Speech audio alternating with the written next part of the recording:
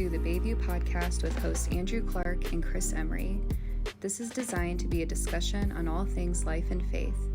We hope this serves as a weekly resource and encouragement to you.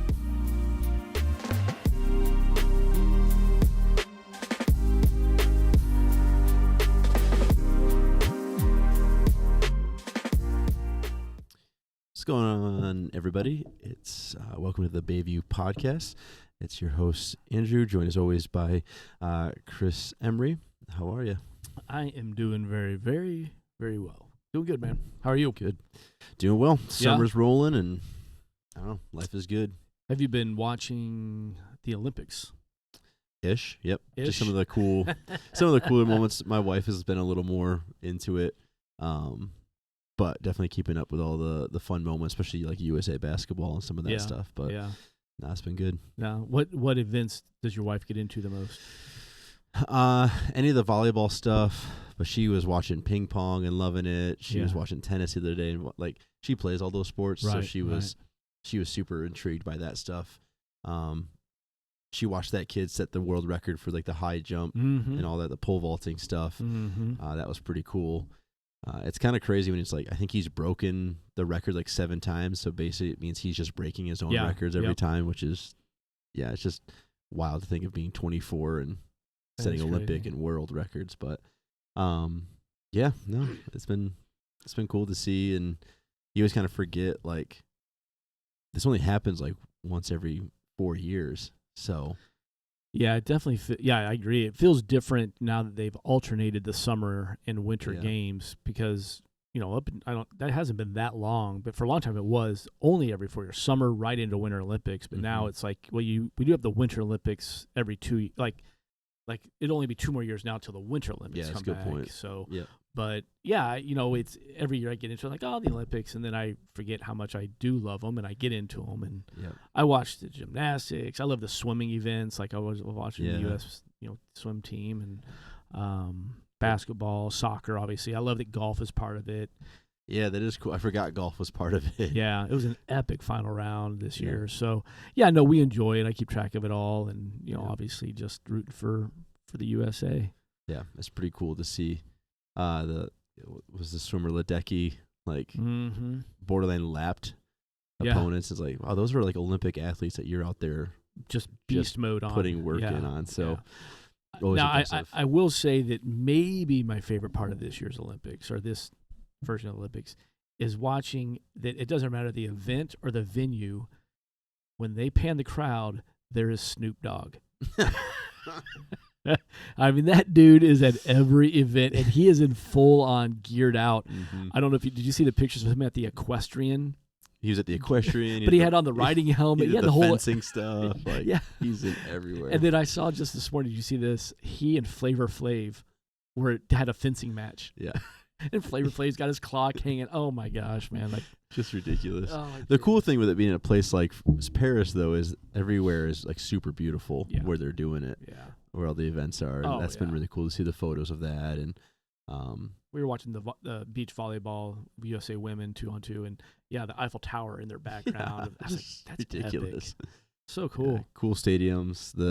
I'm excited the track and field stuff is rolling, and I always appreciate watching that because that's like, you think to yourself, they're just running.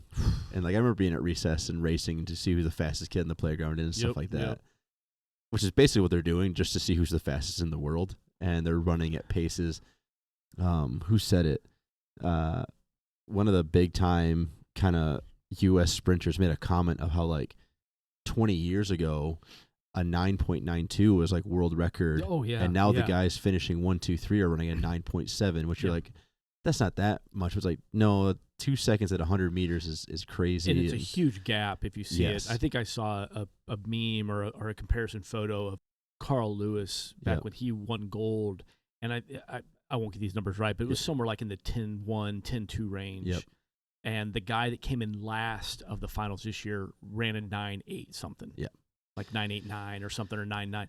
So, I mean, the last place guy would have blown Carl Lewis's. And they even like the 100 meter had the whole photo finish thing, which was pretty epic. Super tight.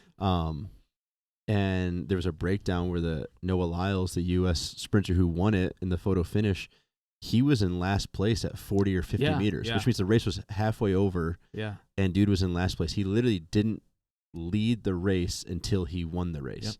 Yep. He didn't get into second place until 90 meters of the 100 meters. So it's just like, it was a blink, but I think in seconds he is making up like meters worth of distance. From it's just fast. So again, he's the fastest in the world, fastest in the God's playground. He's the fastest. He is, and he hasn't even run his main event yet. His main event's the 200. Yeah, which would be cool. So it's just it is fun. Fun. I love it. Love everything about it. And it is. It's fun. It's a great 2 weeks. And you and I are both sports junkies, so this is like there's something sporting happening 24 hours a day. And you're always reminded. There's a basketball player back in the day named Brian Scalabrine. They call him the White Mamba because he was this big white guy with red hair and could really just shoot threes, and kind of always made fun of him because he seemed to always be in the league, and everyone's kind of, why is this guy here? And there's a quote of him saying, essentially, I'm closer to LeBron as the 15th person on this roster than you are to me, to the average person. And when he says that, you're kind of like, oh, that's funny, but it's like, no, you don't understand. The guy who's 15th, the last man on the roster of a professional team, is still just a different caliber athlete and individual. Without a doubt. So then when you focus on the Olympics, and we're watching these guys, and we're watching sprinters and golfers and gymnasts and runners, and we think to ourselves like, oh, we sit on our couch and critique, and it's like they're a different stratosphere of athlete than you and I sitting and critique. It's just interesting to always like put that in perspective of like, just because that person came in 10th out of 10 in the sprint, they're still aggressively faster than you and I probably could ever hope to be. I would love to see, and I'm sure maybe this has happened, I would love to see like an average Joe in the blocks. I've always heard, have you heard about them? Like, there's like always that push of like, just so we at home can understand, can appreciate it. Just have the random person, even from the stands, like come in and also do the event. Everything about their training. I mean, just the sheer start. Yep. I mean, the race obviously is over, but I just love to see that comparison. I've never. Well, I have had time at different times, like in soccer. There was a time where I was in Charlotte, North Carolina, and I did have a chance to train with a couple of the national team players that happened to be in town. And we were all part of the same friend group, and it was really, really cool. But just in that short training session, I was quickly exposed to the tremendous gap between where I was and where they were. I mean, just ridiculous gap. Same thing on the golf course. I played golf with a few guys that would be on what is now the Korn Ferry Tour, which is below the PGA Tour. So these are guys that are trying to get to the PGA. They're not superstars. And a lot of them probably never will, like as a smaller percentage. So these are guys that are several steps down the professional ranks. Sure. They were incredible.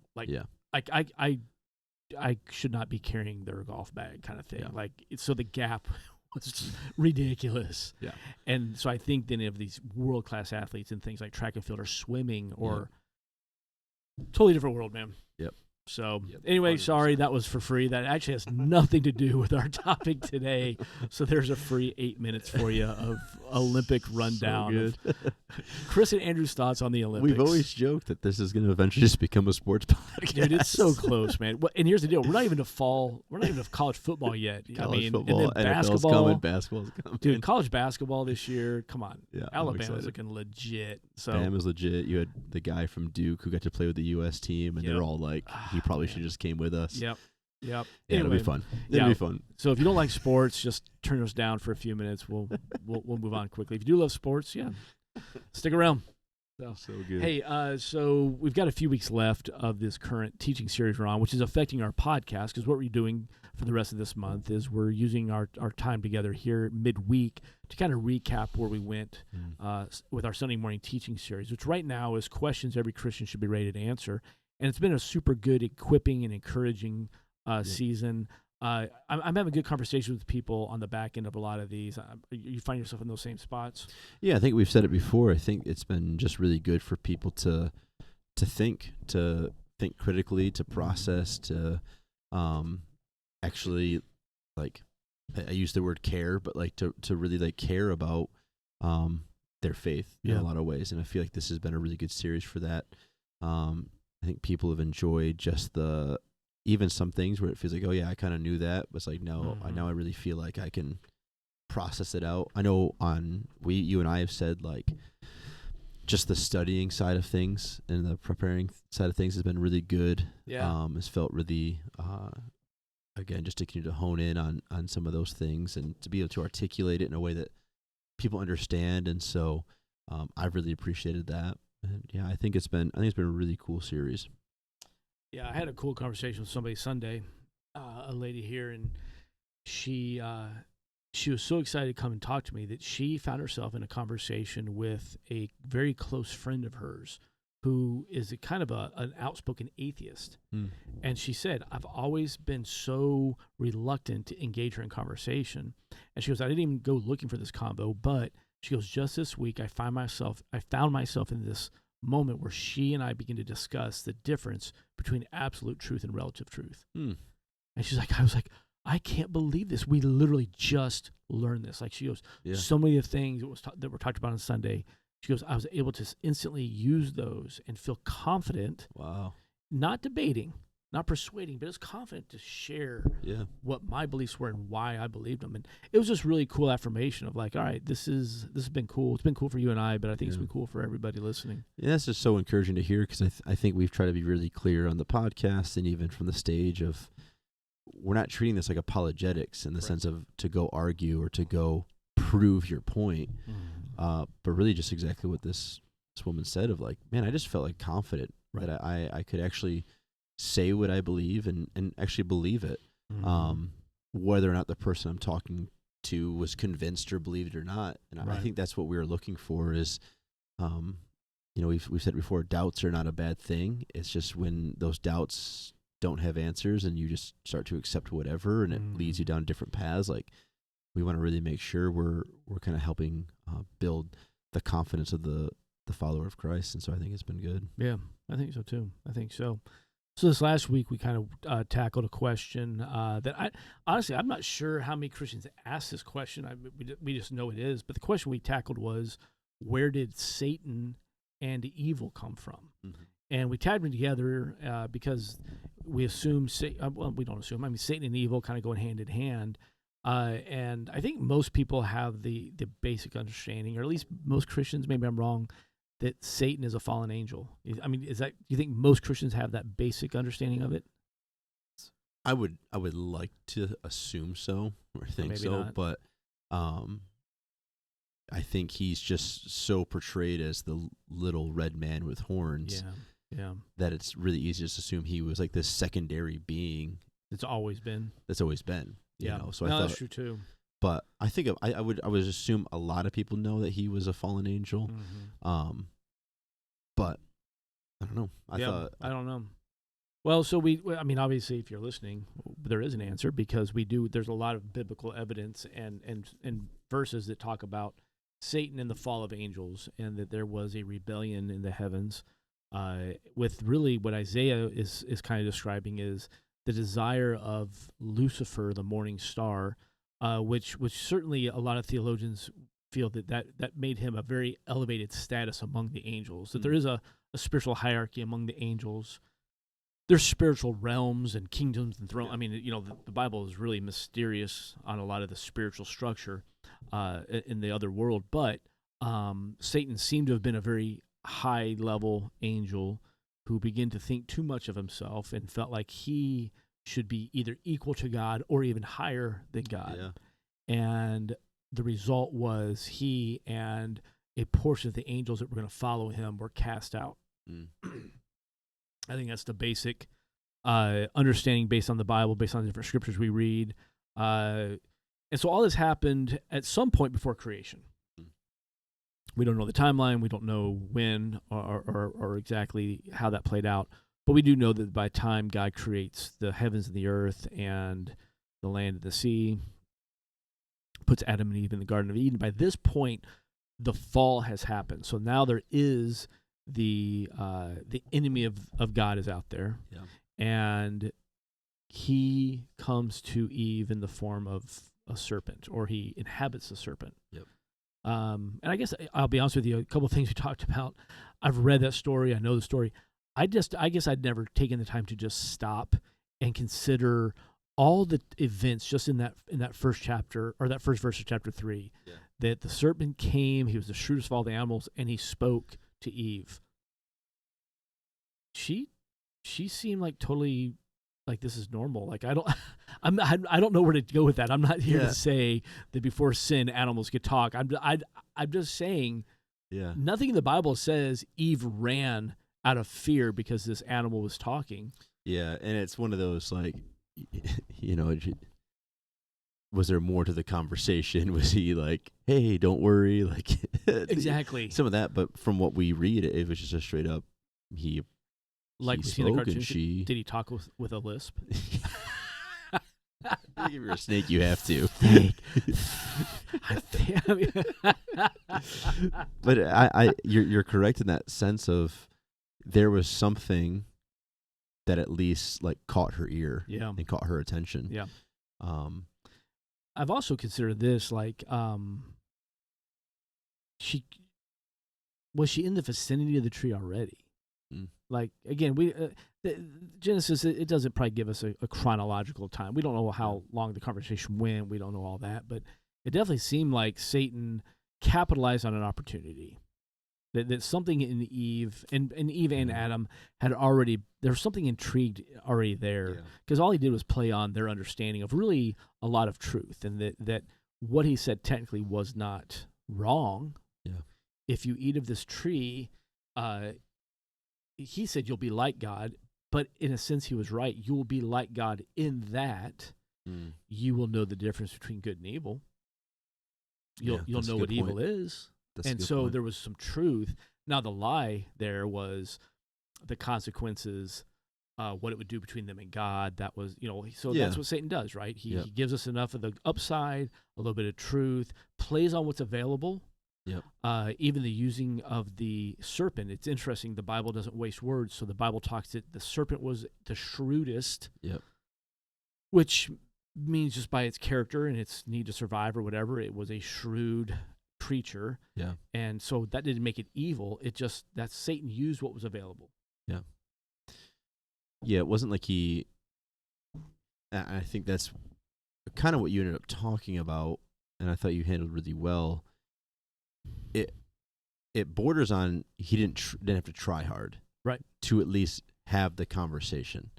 There was already the things in motion, right? The snake being available, Eve even being in the vicinity, potentially to be available. Exactly. I picture almost like when you tell the young child don't touch, and there's they're intrigued. This intrigue of like, well, why can't I touch? And it's like, you might get burned, like that, some of that kind of stuff. So you're right in the sense of, I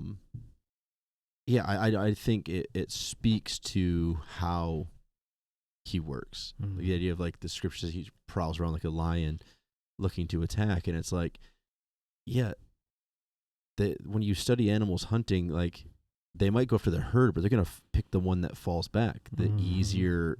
Why are they going to try hard? Like, you know what I mean? And so it's like, in the same way, what we see, and I think we see it throughout Scripture, it's like, I think and we're kind of jumping ahead, but even just that idea of there was an availability that was there. And I think that's what I've always got, where I wouldn't say always, but even just in this last little bit of kind of really looking at that story, it's like, I think you're right. There was some sort of space opened up to where it wasn't this super hard moment. It doesn't seem that way. It's even to the point of like, again, we don't know what Eve is thinking, but wow, this is a really important tree. There's a snake talking in it. Oh yeah, that just would make sense because it's such an important, like, you know what I mean? There's so much there that you could like, obviously this is all us just guessing and assuming. So don't. Yeah, we're speculating. Take it for what it is. But I do think that the reality of the availability was there. Yeah. And I think that is so much of. So you and I both grew up in church. We were pastors, or we are pastors' kids. So really, the concept of Satan is nothing new. The devil or Satan, that I remember being taught that from the earliest lessons, that the devil is out there. Don't let, I referred to this on Sunday of like the kid song, This Little Light of Mine, and the one verse in there, not going to let Satan blow it out. So look out for Satan, and which is, it's accurate. I mean, like you said, the Bible describes him as a roaring lion, searching, and prowling. What a great descriptor! I've watched a ton. I love National Geographic. I love all those things. And so I mean, you're right. The lions, they look for those that are injured. They look for those that are isolated. They look for the weakest, slowest, smallest, because they're opportunistic hunters. Yeah, Now you're getting me all. I'm reading a couple books right now that talk about all this stuff. Yeah. So, but even just that, there's all that of like, even how wolves hunt. Mm-hmm. They would go after bison calves back in the day. Like they were looking for the easy prey. Exactly. And the most available, the one that couldn't keep up, or the one that was injured, whatever it is, like you said. So I think that's where we see. I think that's where we see almost the danger, maybe, of how we teach Satan too. If he's almost this cartoon-esque character. Yeah. Again, the little red guy with spiky horns and a pitchfork, and like he's almost like a caricature, like scary guy. And it's like, we should be afraid, but there's got to be more of a reality of like how he actually works. I don't think it's really easy to assume, oh, I'm sick, this must be Satan, like some of that kind of stuff. No, not at all. And it's like, no. I think it's more or less the lines of how have you made yourself available to what he's doing, right? A little bit of sin is still sin. You're still leaving the door open, like to not choose God, and we'll discuss this more in a moment. Like to not choose God is to leave a void, leave a space. Well, that space is going to be filled by something that's an availability. Right. So I think just like the more that we kind of open that door. If he's prowling around and watching, then yes, you're essentially creating an invitation of sorts. Yeah, the opportunity, invitation, yeah. And what you're referring to is kind of where we went then as we moved through it, was the definition of evil. And just the recognition that evil by itself is actually not a thing. So evil is not a force coming to douse out the good. I often think of evil's not like this rushing flood coming to soak the fire and douse. That's not what evil is. Evil, and we talked about this Sunday, evil is very much like a hole in the ground, meaning that we can dig a hole and we can recognize there is a hole there, and a hole in that context now is a thing. It's real, but it cannot exist outside of the ground, of the dirt, because a hole in and of itself is not a thing. A hole is the result of something missing. It's the void of dirt. So I've removed the dirt. It resulted in a hole. And so that's where we begin to understand the concept of evil a little bit more. Maybe you've heard it referred to in relation to cold or to darkness as well. Cold is not a thing. It's an absence of warmth. Darkness is not a thing. It's an absence of light. And so we begin to understand, based on what you and I were just talking about, with this opportunistic view of Satan coming in and looking for what's available. Evil's not a thing. Evil is simply the absence of good, or really the absence of God. And so where there is a void of God, there is the opportunity for evil to exist. And Satan, being the great deceiver, being the father of lies, he will look for those voids and he will bring it in, and he will come in and fill it with the evil. And so now we begin to understand maybe a little bit of a bigger grasp of how all this works. It for me at least, I don't know about you, for me it really does bring a little bit more clarity to James chapter 1. So verses 14 and 15, it says basically that temptation comes from our own desires. So as a kid growing up, it was very easy to think if I did something wrong, well, the devil made me do it. Well, the devil made me do it. I mean, I get it, harmless statement for a kid to make, but sometimes I think that theology carries forward to our adult lives where we're not taking any responsibility. Oh, Satan did it, or is a demonic movement or whatever. And I like what you said earlier with Eve in the garden. I don't think Satan has to work all that hard. No, because I even think of his interaction with Jesus in the desert. Like he asked the question, Mm-hmm. right? He couldn't force God to do anything, which is a reminder of like there's still this authoritative big time level there, like God is over it all. But it's like he couldn't force, he didn't force. He said, "Hey, you should do this. You should try this. Throw this down. They'll save you. Touch this. It'll become like right." It was like making suggestions, asking the question, but there was nothing ever that was like you must do. Right. And obviously Jesus was like, "No, I don't got to do any of this stuff." And I think for us, now we are not Jesus, but I do think that is how the devil works, where it's like there's that space, there's this availability, there's this void, there's a lack of focus, and it's like, well, is it really that big of a deal? Right? And all of a sudden, like, or why don't you just do that? Like, and there becomes this availability that's now being taken advantage of. All he did with Eve was ask questions. Yep. He didn't tell her what to do. Yep. He just said, he asked her a question. And I think what you're saying is so perfect, because with Jesus, same thing. He was probing with questions, looking to see what was available to him. Yeah. Where's the chink in the armor? Yeah. Right. What does the Bible say? Don't give him a foothold. Yep. Looking for that foothold, looking for that loophole, looking for any little thing that he could use. Because that's what Satan is, and that's the extent of his power. Yeah. You're right, there is authority in heaven, and Satan and demons, they still, even biblically, we see there's submission. They know who Jesus is, and there's a fear of the Son of God, and there's a fear of God the Father, and there's a submission. And Satan is just going to ask questions, he's going to deceive, and he's going to look for opportunities. And where those opportunities come are the voids that we create. Yeah. And we don't create a void by choosing evil things. And I think that's where a lot of people get it wrong. Like, well, let me get rid of the bad decisions. Let me get rid of all the bad things in my life. And although, yes, well done, getting rid of the bad does not automatically correct things. It does not put you on the path of what we would say is righteousness, right in the eyes of God. Yeah. Romans 1:28 really breaks this down. So Romans 1:28, powerful verse. It simply says, since they thought it foolish to acknowledge God. So right there, since they chose to say God and his word, I think the NIV says they deemed it worthwhile to not retain the knowledge of God. Since they choose to say God is not worth it, he abandoned them to their foolish thinking and let them do things that should never be done. So he's like, hey, if you're going to not choose me, because here's the deal, it doesn't say they chose the evil things. They just said they didn't choose God. Yep. So they deemed God not worthwhile. And then it says, all right, so as a result, you're kind of turned over. Now you've left this void. Evil fills it. And then comes the list of every kind of wickedness, sin, greed, hate, envy, murder, quarreling, deception, malicious behavior, and gossip.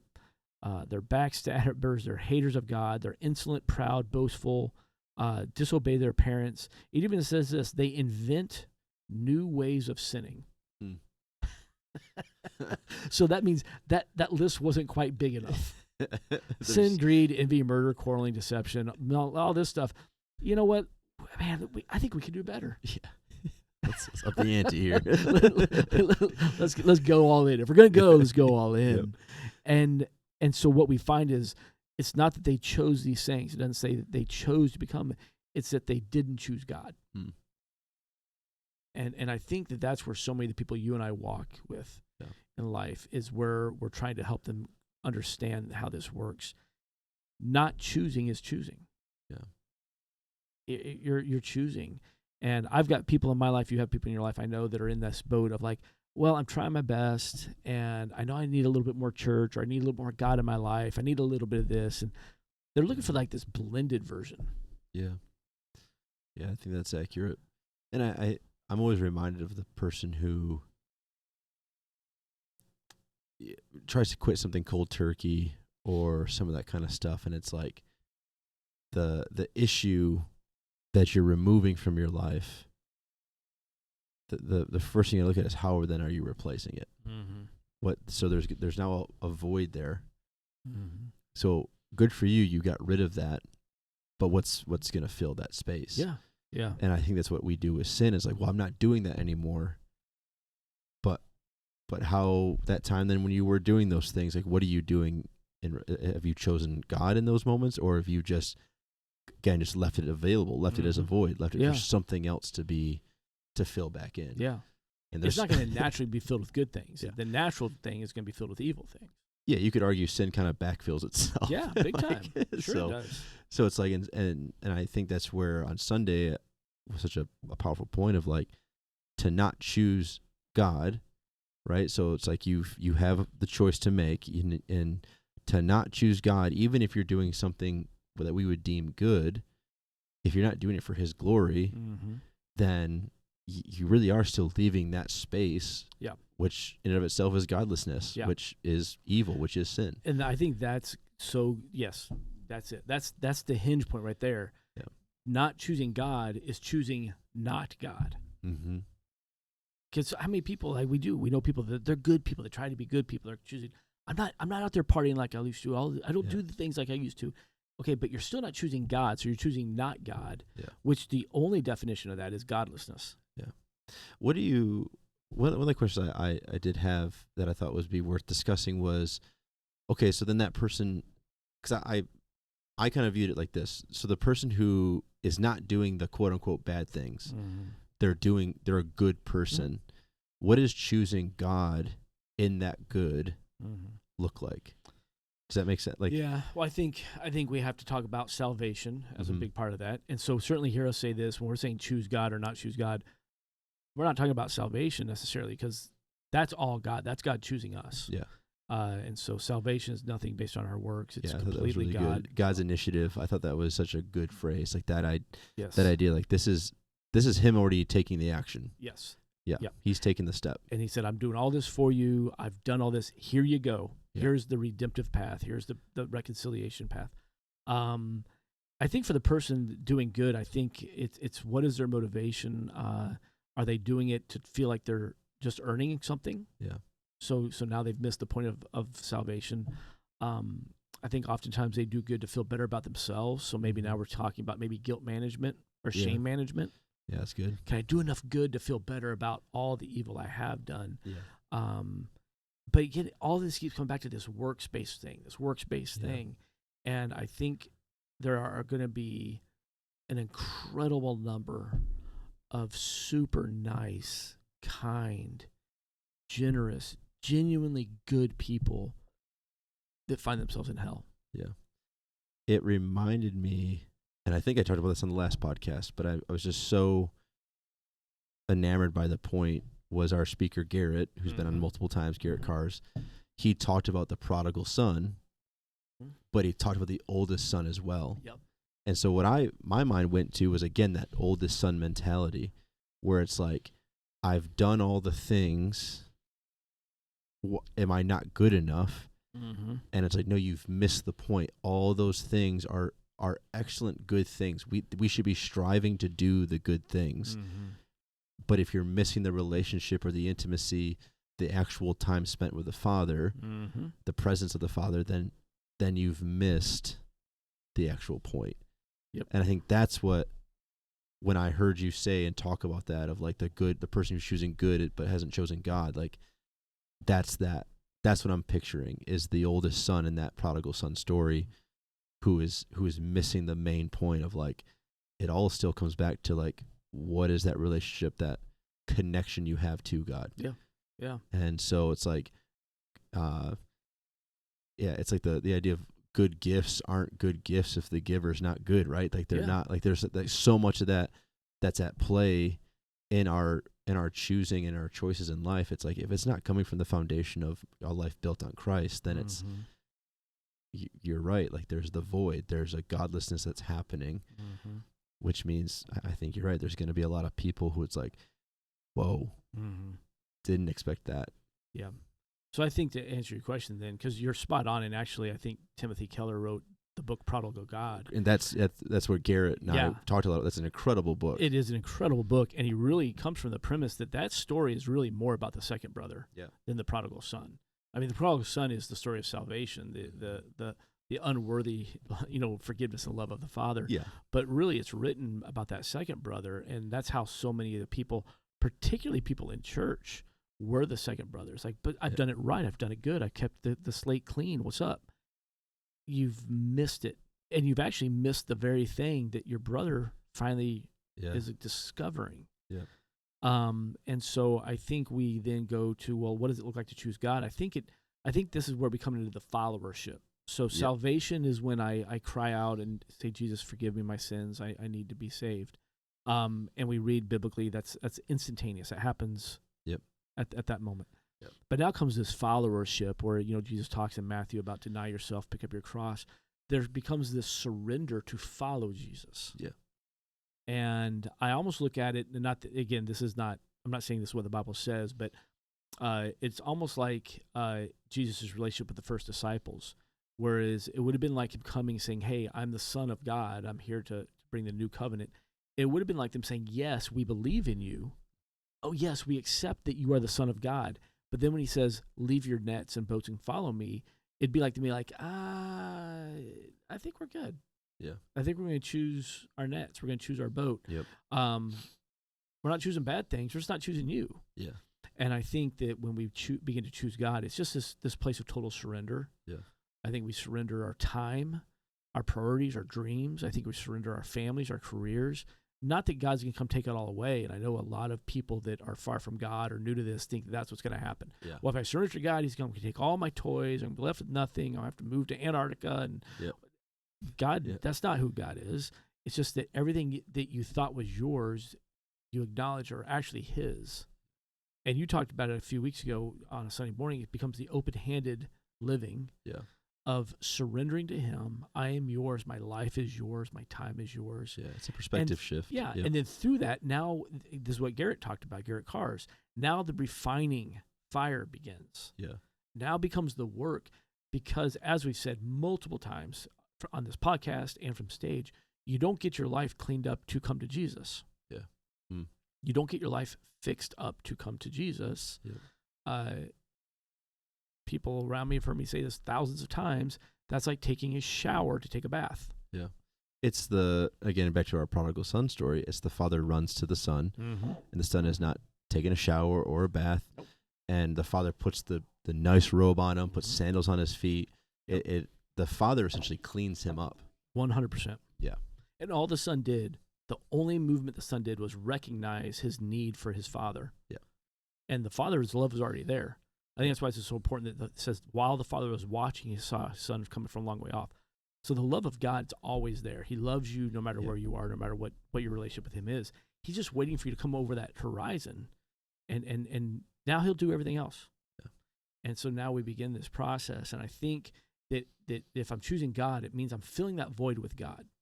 I am learning his word. Yeah. We talked about this last week. Like, man, if you and I are the only sources of our folks that call Bayview home, if we're their only source of God's word, well, then they're susceptible to false teaching. Not that you and I are going to be false teaching, but they don't have any of their own knowledge. Yeah. And so I think that, if I'm filling that void with God, I'm choosing God, I'm filling it with that. I'm in prayer. I'm having this relationship time with him.